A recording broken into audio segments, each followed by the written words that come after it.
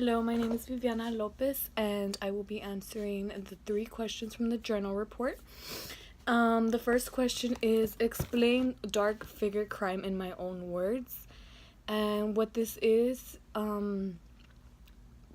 crime that have not been reported due to various reasons of why people don't want to report some crimes, whether it's lack of trust in the police.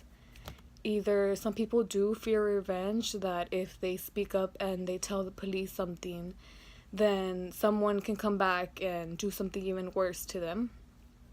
The third one is, in other words, some people say it don't want to get their hands dirty, which this means the victims that were accused of the crime are also a part of the crime, which either it could be a drug deal that had gone wrong, and they don't want to speak up because they also did something wrong in the crime as well.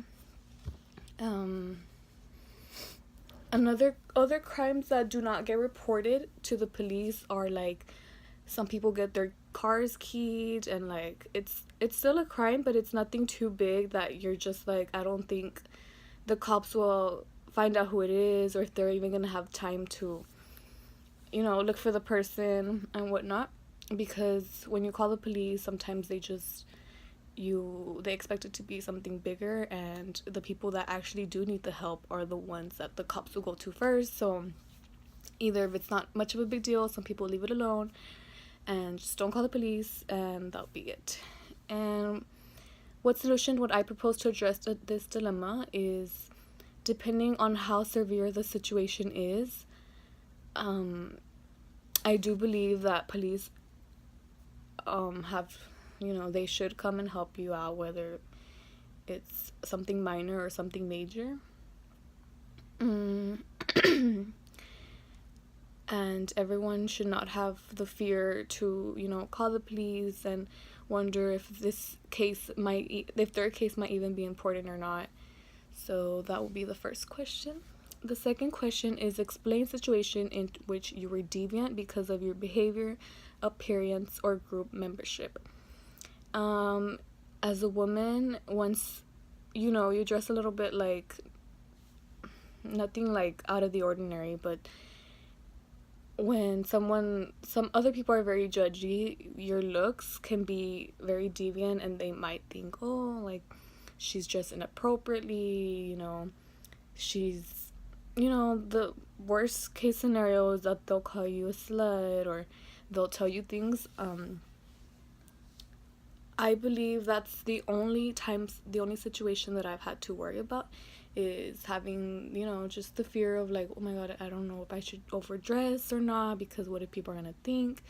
And sometimes I know it's not good to like think of what, overthink about things, but that can be one situation. Another situation is when you're in a group membership and someone lies to you, or they're not doing the wrong thing by like putting in their work, and they're 50-50 if it's in the group membership. And it says, give examples why you would not apply the label to someone who partakes this action. I will not ever, bully someone or bring someone down due to like some deviant behavior that I have witnessed. Let's say if they're cheating, if they're just, not doing what they're not supposed to, whether it's doing drugs, drinking and driving. I would not label someone as being deviant, but I would tell them, you need to fix your situation, you need to better yourself. And maybe this, like, telling them something like that can prevent from any future harm to others that are innocent.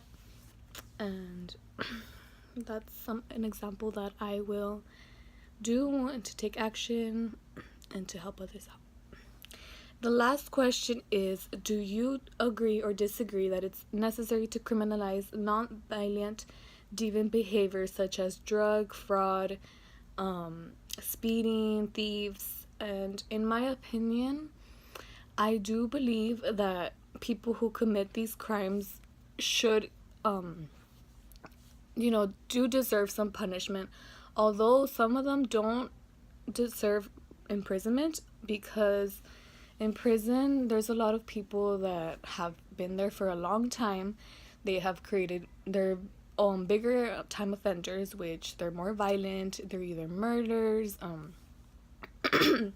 they're in there for they're child molesters, all the types of cases that you see and that people fear of having those people in society.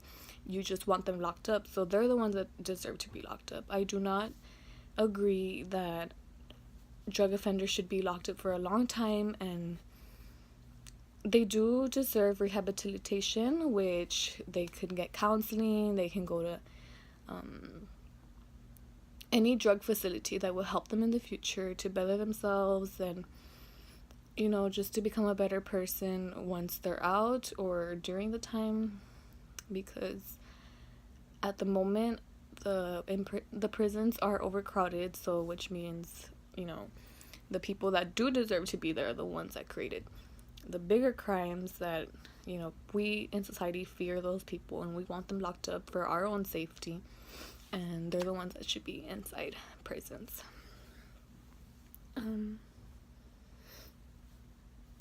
As well as people that are speeding, I do believe that the people that are speeding should just get their ticket and pay for it.